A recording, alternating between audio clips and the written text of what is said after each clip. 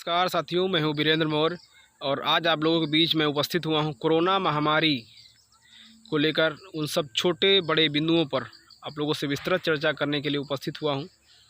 साथियों, आज हम सब के सामने एक सबसे बड़ा प्रश्न जो बनकर सामने आया है कि भारत में कोरोना महामारी है या राजनीतिक षड्यंत्र। ये प्रश्न आप भी कर सकते हैं। जब इस वीडियो को आप लोग अंत तक देखेंगे तो ये प्रश्न आप भी कर सकते हैं, क्योंकि जो आंकड़े दिखाए गए और जिस तरह से भारत में कोरोना की जो खबरें आई हम लोगों के सामने, हम लोगों को जो दिखाया गया मीडिया के माध्यम से, और जो ज़मीन में वास्तविकता है वो सब अलग अलग है। साथियों, सबसे पहले हम लोग ये जान लेते हैं कि भारत में कोरोना का आगमन कैसे हुआ। जब हमारे देश में कोरोना का पहला केस मिला था, हमारे देश में प्रारंभिक दौर में था कोरोना, जब उस समय हम लोगों को हमारे देश के अगुआ हैं, हमारे देश के जो नेतृत्व करता हैं, उनको उस समय कोई ठोस कदम उठाना चाहिए था, क्योंकि बहुत सारे देश ऐसे हैं जहां पर कोरोना की शुरुआत हुई या प्रारंभिक दौर में ही उन लोगों ने सख्त कदम उठाए और उन देशों की जो स्थिति है वो काफ़ी नियंत्रण में रही। लेकिन भारत में जब कोरोना को लेकर के सरकार को कोई ठोस कदम उठाना चाहिए था, उस समय हमारे प्रधानमंत्री माननीय नरेंद्र मोदी जी अमेरिका के राष्ट्रपति डोनाल्ड ट्रंप की अगवानी करने में व्यस्त थे। नमस्ते इंडिया और वो हावड़ी क्या क्या जो है वो करने में व्यस्त थे। तो उन्होंने अपनी मित्रता के लिए पूरे देश की जनता को कोरोना के गाल में ढकेल दिया। सबसे पहली बात ये है कि पूरे देश को मुसीबत में डाला। सिर्फ देश मुसीबत में होता बात और थी। जिनके बच्चे हैं वो सब समझ सकते हैं कि पिछले एक वर्ष से, लगभग मार्च से 1 वर्ष होने को है, अब धीरे धीरे पूरा 1 साल चला गया बच्चों का। बच्चे स्कूल नहीं जा पा रहे हैं। जो छोटे मोटे उद्योग धंधे थे वो सब चौपट हो गए। लोगों की जो नौकरियां थीं, लोगों की नौकरियां चली गईं।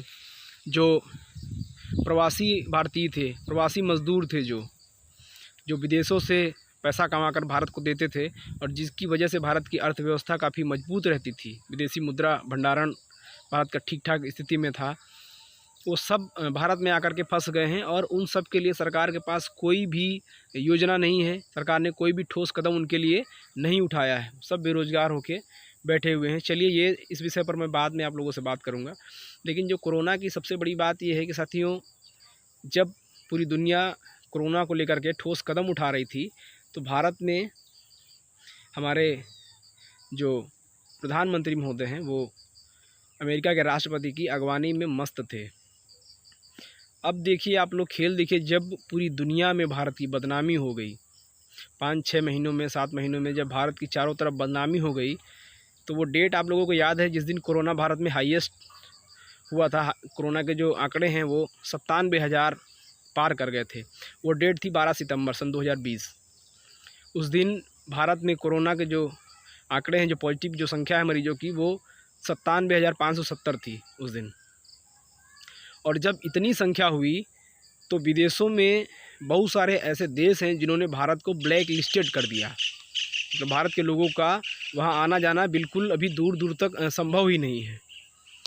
तो जब चारों तरफ जब भारत की आलोचना होने लगी, चारों तरफ जब भारत की बदनामी होने लगी, तब भारत के जो राजनीतिक हैं, भारत के जो अगुआ हैं, उन लोगों को लगा कि कहीं न कहीं उनसे गलती हो रही है या कहीं न कहीं उनकी गलत नीतियों की वजह से भारत बदनाम हो रहा है। तब उनको इस बात का एहसास हुआ।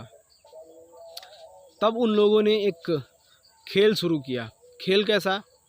वो खेल ऐसा कि धीरे धीरे कोरोना की जो संख्या है उसको कम करना शुरू किया।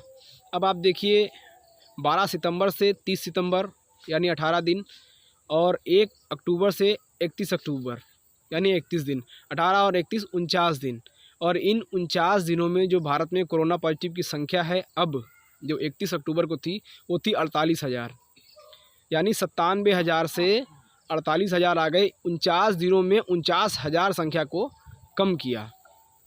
तो इस चालाकी के साथ जब नेतृत्व करता है, जब चारों तरफ भारत की बदनामी हो गई, जब हमारी अर्थव्यवस्था चौपट हो गई, बच्चों का पूरा 1 साल बेकार हो गया कि लापरवाही से, तब इनको महसूस हुआ कि नहीं, इनसे जो है कहीं ना कहीं इनके निर्णय गलत थे और इनकी लापरवाही की वजह से पूरे देश का नुकसान हुआ है। तब इन्होंने ये निर्णय लिया।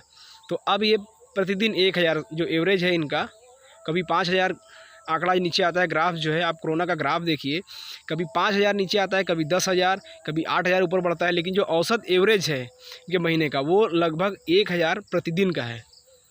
आप समझ सकते हैं। आप भी ग्राफ उठा करके देखिए। 12 सितंबर को देखिए 97,570 और 31 अक्टूबर को 48,000। तो 49 दिनों में 49,000 जो है। एक तो ये।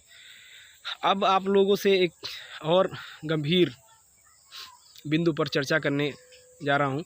साथियों, कोरोना में जिस तरह से कोरोना वीआईपीज़ को हुआ, जैसे पूर्व राष्ट्रपति माननीय प्रणब मुखर्जी जी को, भारत के गृह मंत्री माननीय अमित शाह जी को, और बहुत से प्रदेश अध्यक्ष, बहुत से मुख्यमंत्री, बहुत से राज्यपाल, मतलब भारत की जानी मानी हस्तियों को हुआ कोरोना।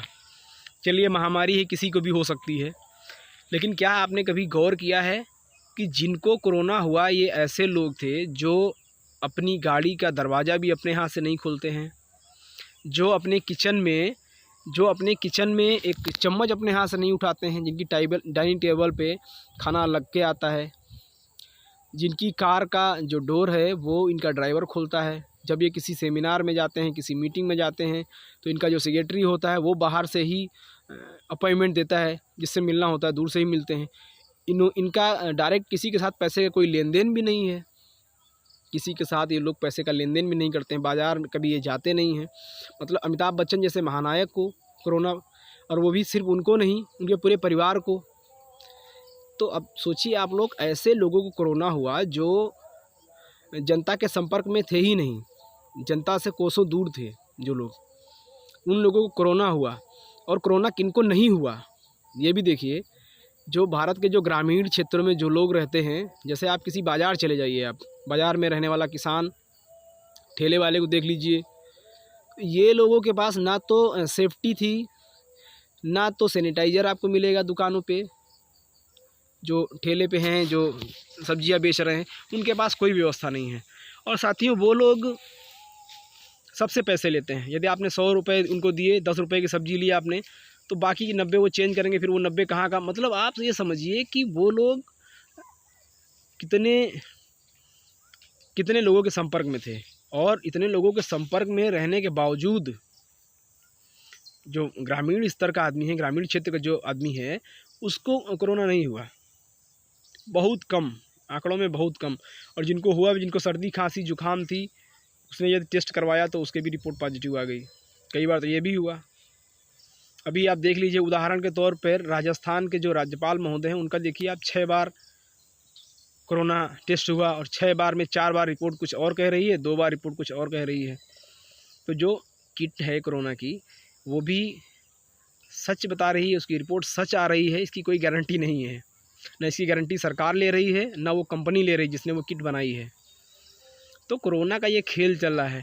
और उसके बाद देखिए, जिसको मतलब जो सदी के महानायक कहलाते हैं अमिताभ बच्चन, जिनके पूरे परिवार को कोरोना हो गया, अब आप किसी को फ़ोन करिए आप एयरटेल पे, तो देखिए उनको पहले आप सुनिए 2 मिनट तक। मतलब सावधानी है वो हम लोगों को बता रहे हैं, कोरोना से बचाओ वो बता रहे हैं, जो खुद कोरोना पॉजिटिव थे, जिनका पूरा परिवार पॉजिटिव था। अब वो आप लोगों को सतर्क करेंगे। तो भाई, ये कोरोना का जो खेल था, कोरोना की जो साजिश थी, वो इसी तरह से थी। जो हमारे सिर्फ अपने जीवन तक सीमित रहते हैं, बहुत सारे ऐसे साथी हैं जो दुनियादारी से मतलब नहीं रखते हैं, सिर्फ अपने तक और अपने परिवार तक सीमित रहते हैं, इससे ज़्यादा हट के कुछ नहीं सोचते हैं, नहीं विचार करते हैं। वो साथी अब भारत में जो कोरोना के आंकड़े हैं और जो ग्राफ है, उसको ज़रूर देखें। जब आप ग्राफ देखेंगे तब आपको समझ में आएगा सारा खेल क्या था, पर्दे के पीछे कोरोना कितनी बड़ी साजिश थी, कितना बड़ा षड्यंत्र था जो आम जनता पर थोपा गया, और जिसकी वजह से आपके जीवन में कितना बुरा असर पड़ा, आपके बच्चों के जीवन पर कितना बड़ा असर पड़ा, आपके बच्चों का पूरा साल बर्बाद हुआ, कितने बच्चों की जो परीक्षाएं थीं IAS IPS तैयारी बेचारे कर रहे थे, जो लोग घर से बाहर रह रहे थे, उनका पूरा का पूरा साल बेकार हुआ गलत नीतियों से। वहीं पे आप देखिए न्यूजीलैंड जैसे देश को, जो कि बिंदास काम कर रहा है। चाइना को आप कहते हैं कोरोना दिया, चाइना देखिए आप बिंदास काम कर रहा है, आप 6 महीने से बिंदास काम कर रहे हैं वो। मतलब जहाँ से कोरोना पैदा हुआ वो बिंदास काम कर रहे हैं, और आप कोरोना लेकर ढो रहे हैं, पूरा साल हो गया।